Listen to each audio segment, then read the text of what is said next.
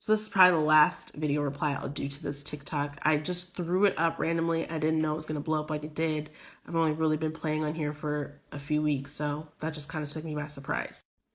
But in terms of the rate and the person who is doing it for that rate, you hit the nail on the head.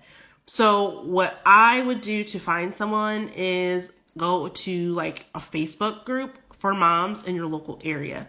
I love those groups in general because they're great for any type of recommendation.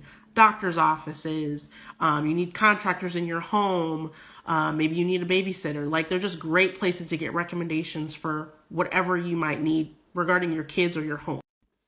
And so on that page, people will recommend, maybe they do use cleaning companies, or if they're individuals that they hire, that's a great place to find them.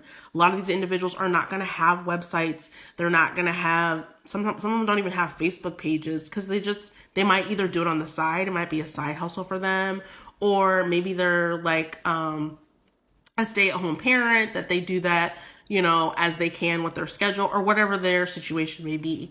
Now, I will put out a word of caution. Some people like to mention that you probably want to have someone that's insured and bonded. Did I check that with my person? No, but she worked with me for like over 2 years and was great. Never stole from me. I left the house and had valuables in it and she didn't take anything. So it's really like buyer beware, but also like go with your gut, like be smart about it. But I put that out there. That's a good way to find them. Someone made a comment that, oh, you're taking advantage of migrant workers or immigrants. Absolutely not. As a fellow person of color, double minority, as a woman and person of color, I kind of take offense to that.